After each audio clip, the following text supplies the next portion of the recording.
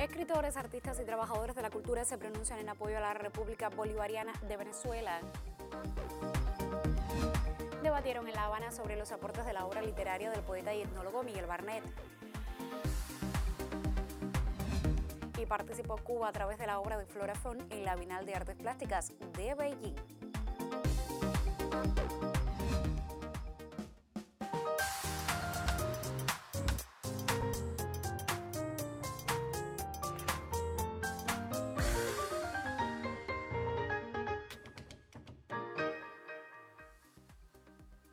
Saludos desde La Habana, es miércoles 11 de septiembre de 2019 y abrimos la emisión centro de la semana del noticiero cultural de la televisión cubana. Escritores, artistas y trabajadores del sector de la cultura se han pronunciado en todo nuestro país en respaldo al gobierno de la República Bolivariana de Venezuela. La sede del Ministerio de Cultura de Cuba acogió esta mañana una acción solidaria con el pueblo venezolano a propósito del recrudecimiento de la política de la administración estadounidense contra ese país. De este modo se da continuidad al llamamiento de la Central de Trabajadores de Cuba para recoger firmas en centros estudiantiles y laborales en respaldo a la revolución chavista que lidera el presidente Nicolás Maduro. A Cuba y Venezuela las unen vínculos indisolubles desde la historia, las tradiciones, la simpatía de los pueblos, la cultura. Al paso de los años, innumerables han sido las muestras de colaboración, unidad y acompañamiento desde tantos programas que tributan al desarrollo social, económico, educativo y artístico entre ambas naciones. Desde el pasado lunes, en centros de trabajo y estudio de La Habana, Matanzas, Artemisa, Mayabeque y Pinar del Río, se desarrolla una recogida de firmas en solidaridad con la Revolución Bolivariana hasta el próximo 13 de septiembre. Millones de venezolanos han firmado una carta dirigida al secretario general de la Organización de Naciones Unidas, donde denuncian la agresividad de la administración de Trump y reclaman el derecho de la nación sudamericana a vivir en paz sin injerencias foráneas. Esta mañana, la sede del Ministerio de Cultura de la República de Cuba acogió una de esas acciones. Artistas, especialistas y trabajadores del sector respaldaron esa intención al tiempo que recordaron el protagonismo de creadores e instructores de arte en proyectos como el programa Cultura Corazón Adentro en barrios y comunidades de ese país. Desde las redes sociales, el intelectual Abel Prieto Jiménez hizo pública en su cuenta de Twitter la solicitud al secretario general de la ONU de que no solo eleve su voz ante la injusta y vil agresión, sino que proteja a Venezuela. El cantautor Silvio Rodríguez también compartió en las redes un mensaje a favor del pueblo venezolano. Lo hago porque soy de un país bloqueado también, sé lo que es eso. Y por la misma gente además. O sea que lo hago por solidaridad con Venezuela y con nosotros mismos. Roylán Pardo Cabrera, Noticiero Cultural.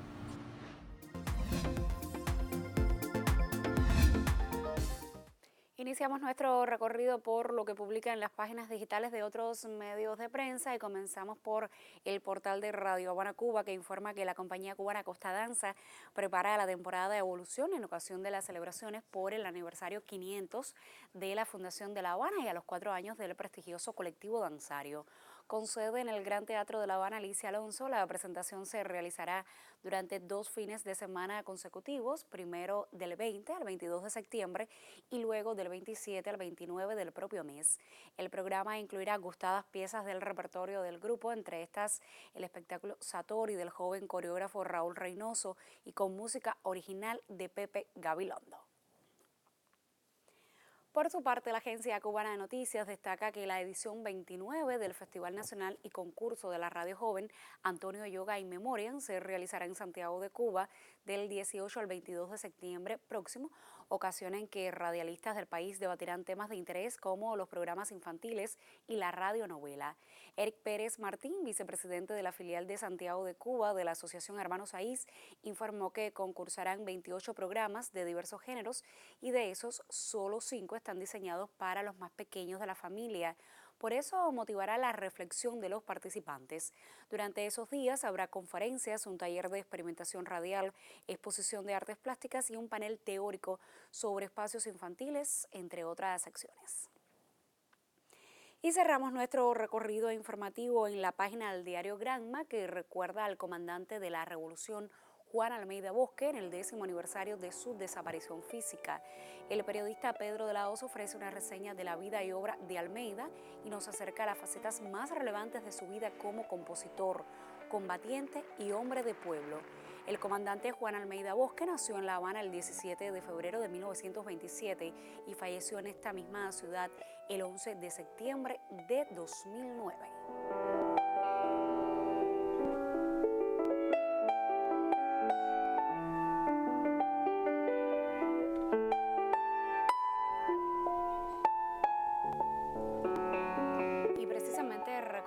Juan Almeida desde una de sus más reconocidas composiciones, cerramos nuestra revista de prensa por hoy.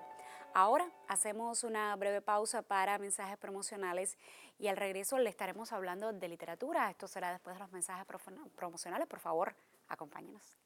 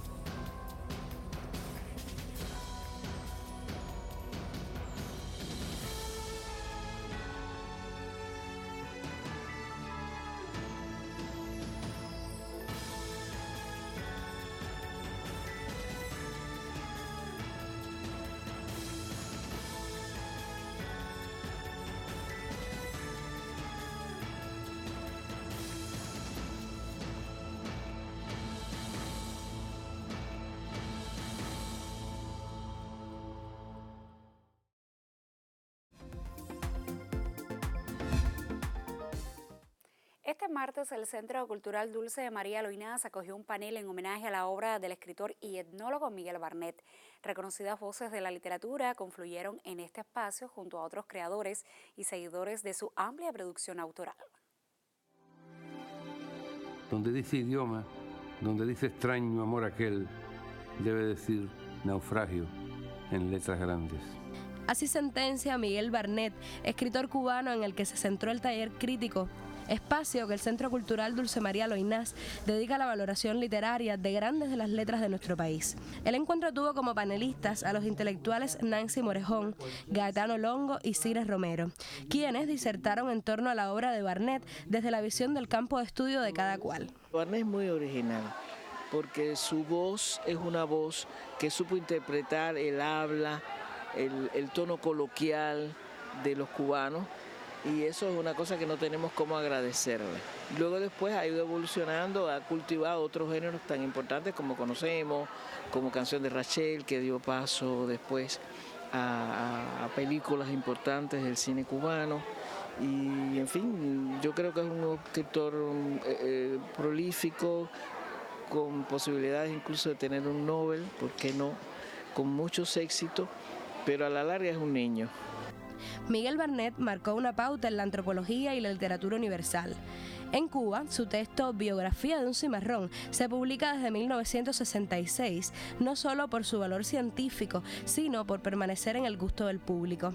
Y aunque esa sola obra le hubiera bastado para pasar a la posteridad, se dio a la tarea de continuar su camino de antropólogo con la Fundación Fernando Ortiz, que posee hoy la tan necesaria revista Catauro. Pero tampoco es Barnet solo esto.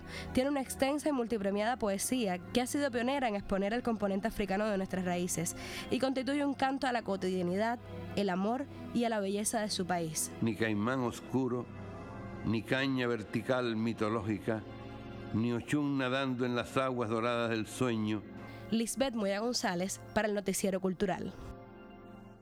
Y en la provincia de Granma se entregó el premio literario José Joaquín Palma, que reconoce el quehacer de los autores en ese territorio. Juventina Soler Palomino, poetisa manzanillera, recibió el premio al mérito literario José Joaquín Palma 2019 como reconocimiento a la obra de la vida en ceremonia que tuvo lugar en la sede granmense de la UNEAC. Estoy trabajando ahora mismo en un libro de investigación, lo estoy ya, que viene a ser parte de mi tesis de maestría, y estoy también trabajando en un libro de prosa poética. Estoy también haciendo una investigación que tiene que ver con una investigación de género y seguir escribiendo teatro. El José Joaquín Palma es el más importante galardón que otorga la Unión Nacional de Escritores y Artistas de Cuba en territorio granmense, a quienes poseen una trascendente labor creativa en el arte de las letras. La escritora recibió el premio de manos del excelentísimo señor Iván Espinosa Farfán, embajador de la República de Guatemala en Cuba. Estar esta noche, el día de hoy acá, no es simplemente acompañar el premio literario, sino que honrar y reconocer el legado de un gran bayanés heroico como lo fue José Joaquín Palma y Lazo de la Vega. Por ese motivo, para nosotros es motivo de mucha alegría estar el día de hoy acá. Soler Palomino es además ensayista e investigadora. Incursiona por estos tiempos en el campo de la dramaturgia teatral, mientras pone empeño y pasión a la lucha por la equidad de género desde el proyecto comunitario Musas Inquietantes. Trato de llevarlo todo, es decir, de buscar tiempo para escribir, de buscar tiempo para mi labor como docente en el Centro de Superación Provincial para la Cultura, de buscar tiempo para darle a mi hija, es decir, ese tiempo es para mí sagrado. Yo diría que todas las mujeres vivimos un eterno desafío, pero es el eterno desafío para crear vida. Y para crear vida estamos y creamos literatura, pero lo más importante es que esa literatura nos sirva para la vida. El jurado del certamen ofreció palabras de elogio a Soler Palomino, coordinadora del evento Al Sur está la poesía, quien mereció además una jornada de agasajo auspiciada por la vanguardia artística del territorio. El premio a la excelencia literaria José Joaquín Palma ha sido otorgado con anterioridad a importantes escritores de la provincia. El lauro se entrega cada 11 de septiembre en homenaje al natalicio del poeta independentista José Joaquín Palma. En Granma, Jacqueline Pérez, Noticiero Cultural. Y de literatura y libros continuamos hablando en esta emisión. Ahora recibo a la joven escritora Elaine Vilar, quien nos acerca desde sus criterios a un texto del escritor Enrique Pérez Díaz. Bienvenida, qué bueno tenerte otra vez. Muchas gracias. La pregunta es, ¿recuerda usted su primer escalofrío, la primera vez que sintió realmente miedo? El libro que hoy les recomiendo les hablará del color de la sangre, del maullido de un gato, de la venganza de un metamorfo, de casas habitadas por entidades de otros mundos o realidades, de esa llamada cinematográfica que carga con la promesa terrible, morirás en 7 días. En el centro de todo se encuentra la historia del séptimo arte, esa que remonta a las montañas de la incertidumbre para llegar a manos del público lector bajo la forma de un libro, Miedo en el cine, de Enrique Pérez Díaz, publicado por Ediciones Icay en el 2018. En sus páginas, el reconocido autor y sus diferentes alter ego recogen las páginas más importantes del denominado cine de terror y horror. No conforme con esto, Pérez Díaz busca dar una vuelta de tuerca a esas viejas historias, nunca pasadas de moda, encantadoras en su concepto añejo, que en la gran pantalla provocaron escalofríos e incertidumbre a más de una generación de espectadores. El mundo de lo monstruoso puede entenderse como una constante de miedos en el cine, ya sea mediante la revisitación del monstruo arquetípico, Frankenstein, el jinete sin cabeza, un contemporáneo Barbazul o Freddy Krueger, por ejemplo, o acudiendo al leitmotiv de la maldad en su esencia más prístina. Lo cierto es que Enrique Pérez Díaz sabe manejar con buen tino las fórmulas clásicas y hasta cierto punto repetitivas de la convención del género. El mundo de lo objetual maléfico, de tanta importancia en el cine de terror, también haya su referencia concreta en las letras de Enrique, a través de la aparición de casas malditas, cines encantados, teléfonos comprometidos con la muerte y el clásico uso del espejo como tránsito de una a otra realidad, pasaje de ida, no siempre de vuelta, hacia un mundo extraño, hacia una caldera de cierto infierno interior y circular que bien el espejo, como objeto de poder ya presente desde el mito, representa. Una parte merece el cuento clown. Bajo capas de sutileza, el mal representado por la criatura asume nuevas formas que parecen hablar soslayadamente del abuso y del secreto. El autor, que conoce al detalle la importancia de la información visual, apuesta también por contar historia donde los personajes aparezcan sostenidos por los escenarios que los rodean. Igual valor tiene el monstruo como sus circunstancias. El cuento que cierra la compilación, El fantasma de Méliès, es una pequeña joya dentro de la colección. Sin necesidad de sustentar sus referencias en el mundo cinematográfico, este relato habla, universal y poéticamente, de los hacedores del séptimo arte y de su incondicional pasión no solo por el cine, sino también por esos espacios simbólicos en los que las películas encuentran casa y comunión. en el mundo actual y cambiante, donde las sombras de apocalipsis nucleares y sociales hacen que los terrores de lo sobrenatural pasen casi por alto, bien se agradece un libro como este, que rinde homenaje no solo al cine, sino también a un género que ha tenido defensores y detractores por igual. Nos vemos en la página siguiente. Muchas gracias.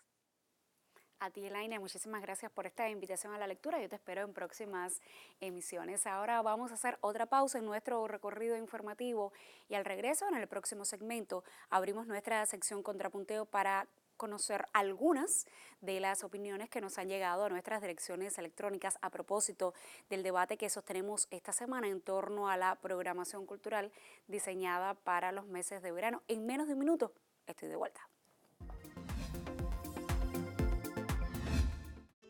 Feria Internacional de Artesanía Iberoarte 2019. Del 11 al 27 de octubre, Expo Holguín y la Plaza de la Marqueta acogen a artesanos de diversas regiones del mundo y de varias provincias del país. Dedicada a la manifestación textil y Trinidad como ciudad artesanal, la feria festeja el aniversario 300 del pueblo de Holguín. El Fondo Cubano de Bienes Culturales invita y usted puede ser nuestro protagonista. Desde el Cabo de San Antonio hasta la Punta de Maicí, la Brigada José Martí de Instructores de Arte celebra su 15º aniversario. Del 10 al 20 de octubre, jornada de celebraciones, 15 años desde cada rincón, haciendo historia.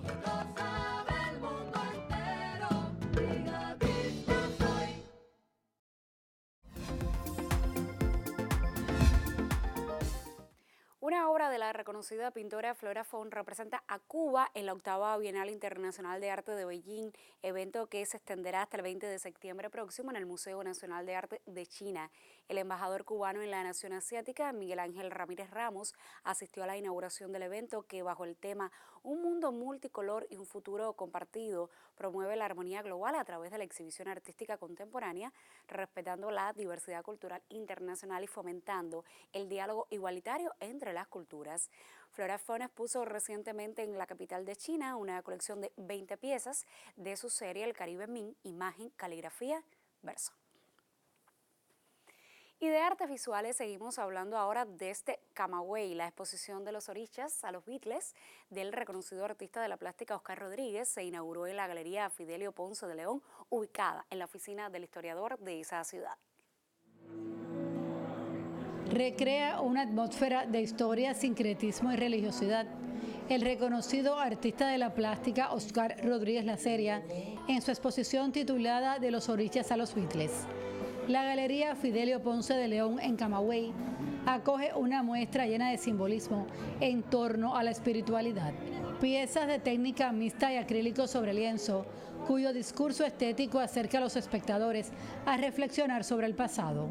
Todo lo que he hecho aquí tiene una fundamentación. Primero, vincularme al mundo de los orichas, desde Maicí hasta San Antonio, viajando por el país, buscando información, relacionándome con ellos, comprendiendo y entendiendo su mundo y finalmente tratando de encontrar dónde está el punto de religiosidad y de uniformidad entre dos tendencias que llegaron a esta isla.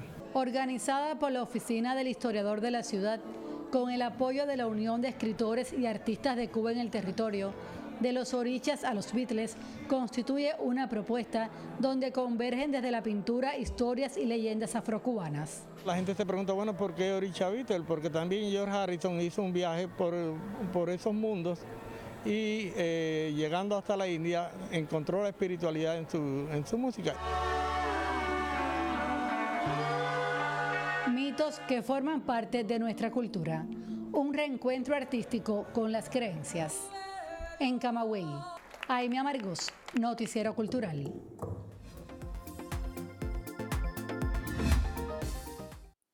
Revisamos ahora algunas de las opiniones que hemos recibido esta semana para participar en nuestra sección Contrapunteo dedicada a los resultados de la programación cultural de este verano. Gonzalo Rubio nos envía un mensaje en el que insta a mirar a las comunidades, a los municipios, pues considera que la calidad de la programación veraniega no se puede medir solo por lo que sucede en los grandes centros culturales. Gonzalo consideró que hubiera sido mejor entrevistar en los reportajes a una muestra representativa de los delegados de las asambleas municipales del Poder Popular.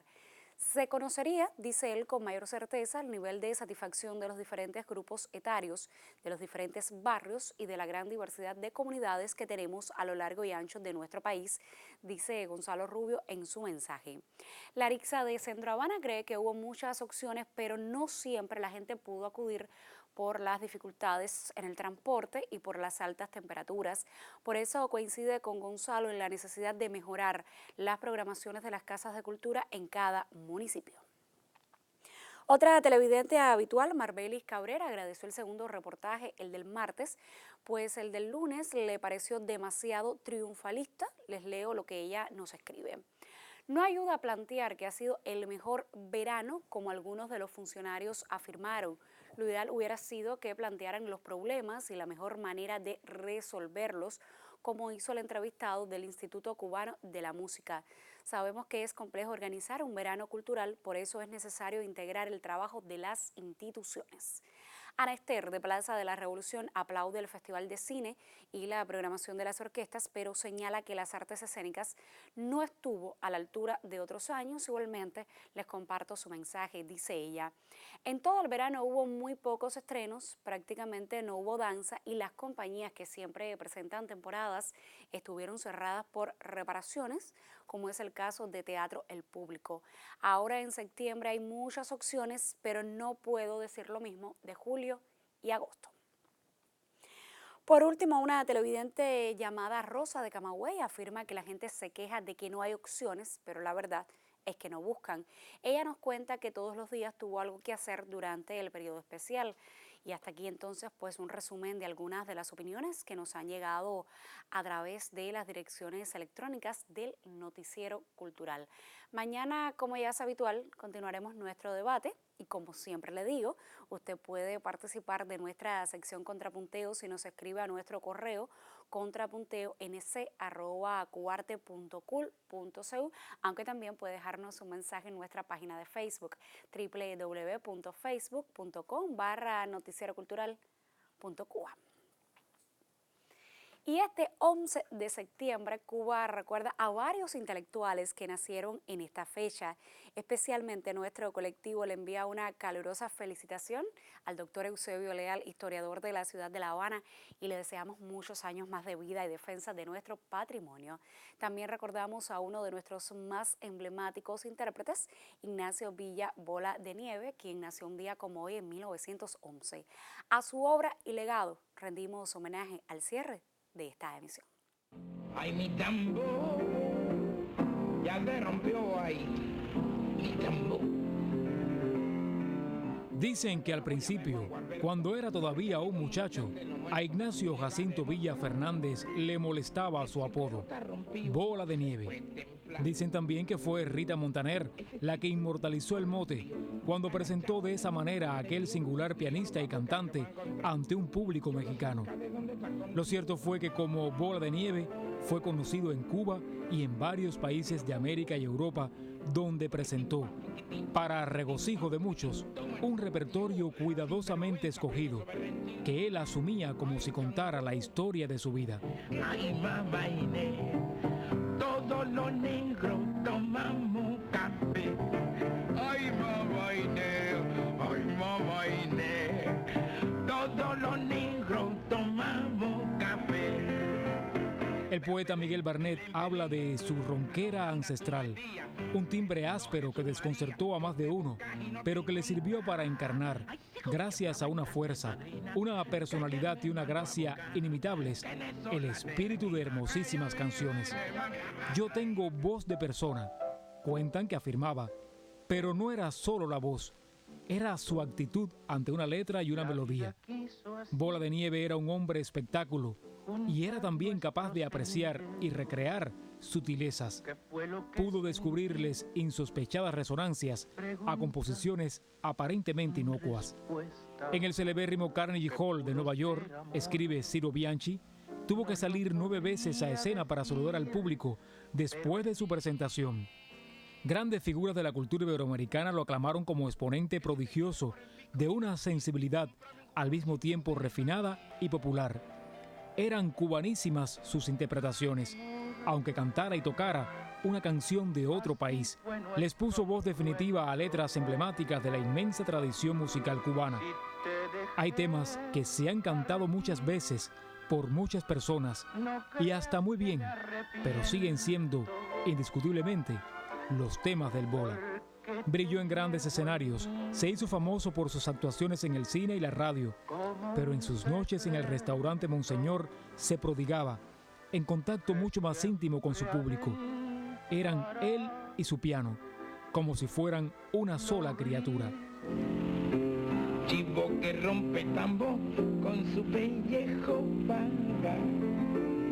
Chivo que rompe tambo con su pellejo vaga. No alcanzó a disfrutar el gran homenaje que le iba a tributar Chabuca Granda en Perú. Murió en el camino, en México, un país que amó como propio, pero había pedido que lo sepultaran en su tierra, en Cuba, junto a los suyos. Su arte no conoció fronteras, pero el artista siempre tuvo conciencia de la fuerza de su raíz. Yuris Nórido en el Noticiero Cultural. Punto final. En esta emisión del Noticiero Cultural le contamos del pronunciamiento de escritores, artistas y trabajadores de la cultura en apoyo a la República Bolivariana de Venezuela. Conoció del homenaje que realizaron en La Habana al poeta y etnólogo Miguel Barnett y le pusimos al tanto de la participación de Cuba a través de la obra de Flora Fon en la Bienal de Artes Plásticas de Beijing. Gracias por acompañarnos en esta entrega informativa. Nosotros regresaremos mañana para compartir juntos la actualidad del arte y la literatura en Cuba y el mundo. Hasta entonces me despido como siempre con un saludo desde La Habana.